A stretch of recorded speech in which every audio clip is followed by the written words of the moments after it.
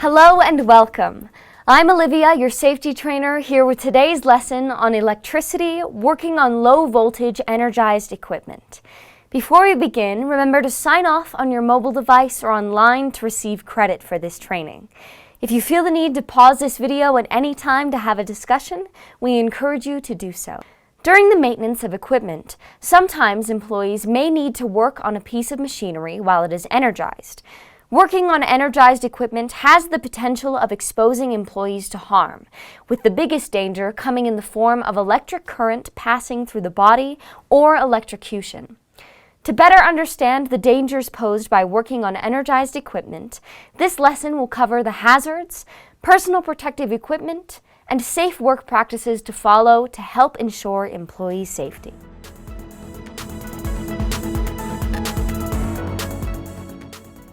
In order to better understand how to avoid an accidental electrocution, employees should also learn the possible risks associated with working on or around equipment while it is energized.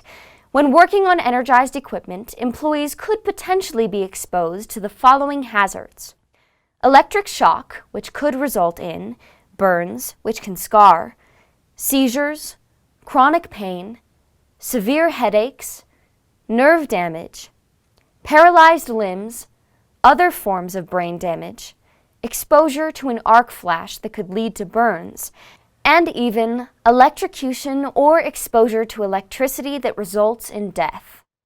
In order to stay safe when working on equipment that is energized, employees should always prepare themselves by wearing the appropriate personal protective equipment, or PPE. The PPE worn should be appropriate to protect employees from the amount of voltage they could potentially be exposed to, and may include safety glasses, a face shield, a hard hat, rubber insulating gloves, insulating sleeves, flame-resistant clothing, and non-conductive footwear. Depending on the piece of equipment being worked on, employees may also need to equip themselves with the proper insulating protective equipment, IPE, to protect against the threat of electric shock or worse. In addition to their PPE, employees should consider line hoses, rubber hoods, rubber blankets, a hot stick, switch sticks, or a shotgun stick.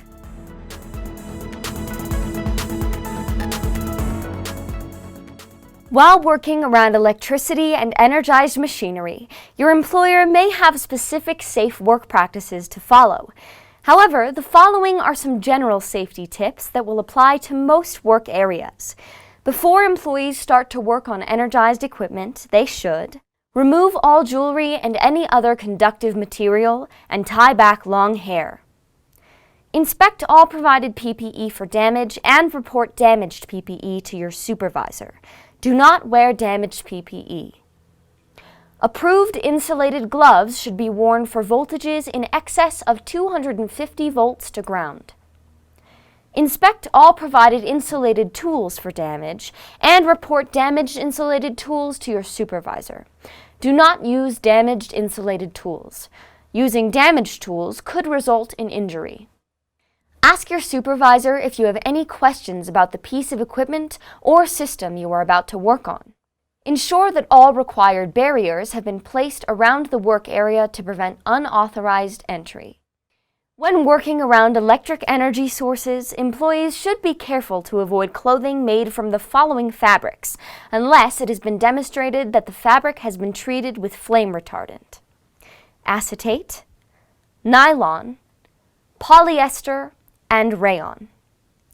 Other important aspects to remember when working on, with, or around energized equipment are: only qualified and authorized employees should perform work on energized equipment.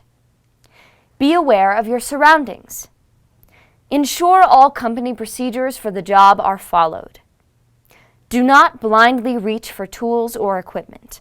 Blind reaching could result in injury. Employees should not take conductive objects closer to exposed energetic parts than the established minimum approach distances, unless the employee is insulated or guarded from the energized part or the energized part is insulated or guarded from the employee, and any other conductive object at a different potential. Please note, presented here is a chart for voltage below 600 volts. Employees should not work on equipment that is 600 volts or higher unless they are qualified to do so and have been approved to do so by their employer. Handle tools and equipment in a manner that prevents accidental contact with live parts. Ensure that the appropriate measuring devices are used and set on the correct range. Ensure that all ladders used for the job are non-conductive and are used on non-conductive surfaces. Inform your supervisor if lighting becomes inadequate or needs to be moved. Ensure that all covers and guards are replaced and secured after work has finished. While it is always recommended that employees work on de-energized equipment, sometimes that may not be a possibility. While employees who perform work on energized equipment could potentially be exposed to injury, following the safe work practices presented in this lesson can help minimize their chances of an accident occurring when performing maintenance on equipment with electric energy present. If you have any questions, please ask your supervisor. Once again, remember to sign off on your mobile device or online to receive credit for this lesson. I'm Olivia, your safety trainer, reminding you to be careful and stay safe out there. Thanks for watching.